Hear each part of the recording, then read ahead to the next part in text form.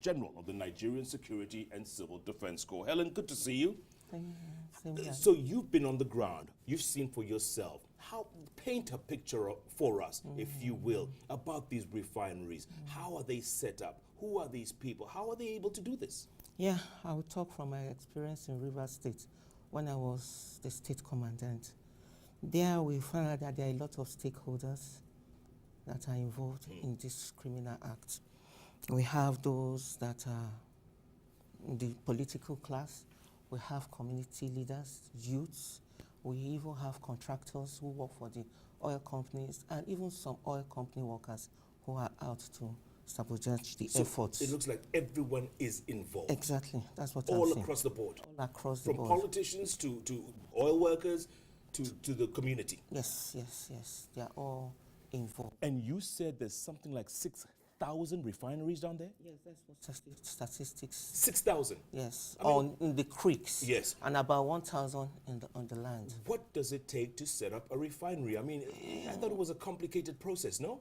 It's not really. If you have the clips, they just set up some structures from using iron, they weld it, and then they use their local technology to do whatever they want to do. And you and your team destroyed more than 1,500 illegal refineries? In the last 2 years. Good Lord. Just 2 days ago, the person who took over for me destroyed about 10 and arrested 2 suspects. So do you consider that a success, or is this just a drop in the ocean? We are trying. At least it has just shown that there is a group of people, there's an agency that is all out to stop these illegal activities. That's for Rivers. My counterpart in Bayelsa has destroyed more, about 2,000 or more. Yes, that in Delta too has tried their own bit. So as an agency, we have tried to see that this illegality is stopped to a very large extent. Indeed, Helen. And at the same time, how much damage does this put on the environment down there? Yes, it degrades the environment. There's air pollution everywhere, you know. They don't seem to know the effects, but that is just what happens. Yeah. When you destroy these refineries, do you arrest people? And are these refineries just replaced the following week or the following month? Do you find that? Sometimes when we get to these illegal refineries, they cite us and they run. But sometimes we've been able to make some arrests. Like while I was there, we were able to arrest about 80 at the scene of crime. And we took them and we charged them to court. Yeah. And can I permit me to just tell Carry on, yes. Yes, the number of convictions that we've had in the last 2 years, because my agency is charged with the responsibility of making arrests and prosecute in the name of the Attorney General of the country. In Rivers State alone, in the last 2 years, we've secured about 48 convictions with over 200 convicts serving various jail terms. In Akwa Ibom, there has been 28 convictions with about 82 convicts currently serving various But Helen, is that enough?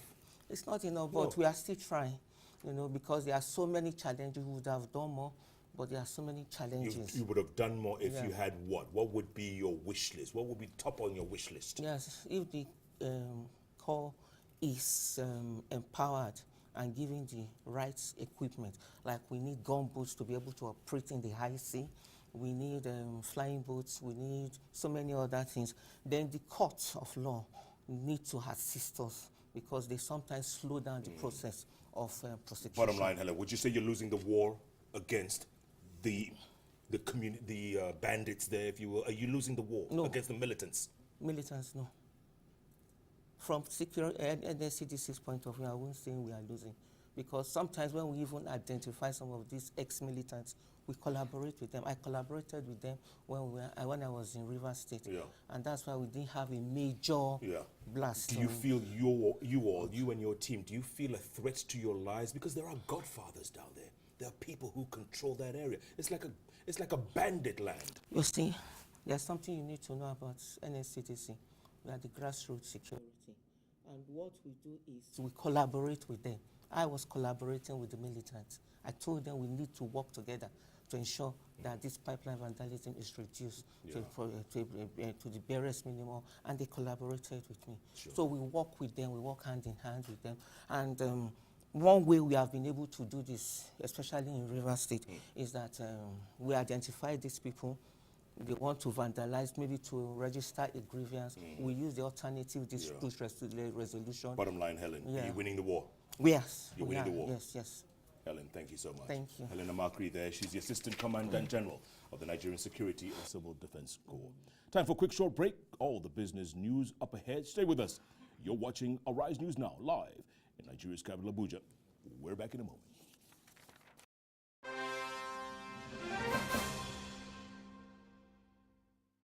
Thinking of banking in Africa? Then think Zenith, one of the biggest in Nigeria, with assets over $16 billion, listed among the 20 most influential brands in the world, and winner of Best Bank in Corporate Governance. The most customer-focused bank in Nigeria, a success built on 3 foundations, dedicated to people, technology, service. Zenith Bank, in your best interest.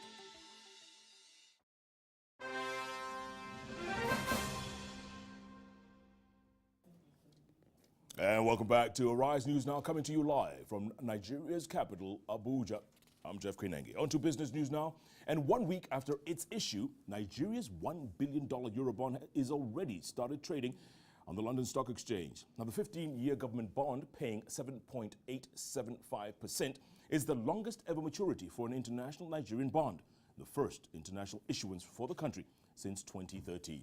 Now, the offer was nearly 8 times oversubscribed, with the order book closing at approximately $7.7 billion. The listing secured high-quality investor support from across the U.S. and Europe and will support Nigeria in financing its long-term infrastructure projects. Now, one of the major problems of the Nigerian economy can be traced to its inability to maintain a stable exchange rate. The PricewaterhouseCoopers report says that continued lack of clarity around foreign exchange risk in Nigeria further discourages foreign investment. Now, some analysts and government officials continue to heap blame on the banks and bureaus de change for the inconsistencies of the Naira, describing it as being down to their greed to make a quick buck. Joining me now to discuss the Naira's free fall is Alhaji Aminu Gwadebe. He is president of the Association of Bureaus de Change Operators in Nigeria. Alhaji, good to see you. It's my pleasure. Good morning. Okay, so today, Friday the 17th, Right. where does the Naira stand officially? Officially, it's still 305 to $1. Yep. The interbank is doing about 315 to $1. Yep. BDC subsector is 399 to $1. 399. Right. And the parallel market? The parallel market has gone to about 510, 515. Why is that? Why such a big disparity? Yeah, one is the liquidity issue. We have been facing a lot of liquidity depletion in terms of our inflows. You know, we have different sources of inflows. One is the revenue from the crude oil. We all know that we have lost in terms of prices and quantity. Yes. From an average of $100 to a barrel to about $25. But Alhaji, a few weeks ago, it was 400. A few weeks ago. Well, a few weeks, no, I think... I'm talking about the parallel market. Right. It was at 400. No, it's not 400. A few weeks ago, it has been around 470, 480, 490. Are you surprised that, okay, from 470, it's jumped to 517, 520? Well, there are a lot of factors that is causing that. One, the growing lack of confidence.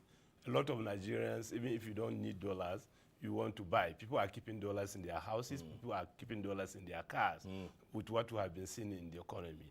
And two, the activities of speculators. Pundits have put it that dollar will even reach about 1,000 before even this year. That's what they're doing? Right. But you see, due to some proactive measures of the CBN and intervention, that have not come to pass. So what we are seeing is a renewed onslaught onto the Naira so that they can achieve their anticipated profit. Alhaji, in your opinion, is it going to rise, like you said? Is it going to get to 1,000 or is it going to stay? No, honestly, there are hope. For instance, we can see the price of crude oil going up, which will add to the fiscal buffers of the economy. And once you can have a lot of foreign reserve, that will give you the investors' confidence that, yes, these guys are having the buffer to give me when I want to exist. And then two, the confidence also in the Eurobond, like you have just stated, it have been even over subscribed by about 70 to 80%. Yeah. And three, the CBN is also looking at registering more IMTOs, international money transfer operators. There are about 3,000 on the globe. Right now, what we have in Nigeria is about 14. We used to have 3, RIA, Western Union, and MoneyGram. It have increased to 14. And I know the CBN is still looking on how to increase more. Okay, as the Naira weakens, Right. people are finding it even more difficult to buy food, to buy basic essentials. Yes, definitely. You see, the exchange rate is calling now. By the time you allow it to go up, definitely inflation will set in, interest rate will go up, misery level will also go up. But what I can assure Nigerians that the regulators are on top of it. Yesterday, even the coalition of the National Assembly invited stakeholders for a national summit on how to come up with solutions to all these problems. The central bank is also engaging a lot of stakeholders. They are engaging the foreign investors. Why the foreign investors? It's not that they don't want to come, but I think there's conflict of rate mechanism. They want to come in at BDC rate, and when they want to exist at They want their cake and eat it too. CBN, right? Don't they, CBN Alhaji? rate, right. Alhaji, that'll have to be the last answer. Thank you so much for your time. It's my pleasure. All right, Alhaji Gwadebe from the Nigerian Forex Bureaus.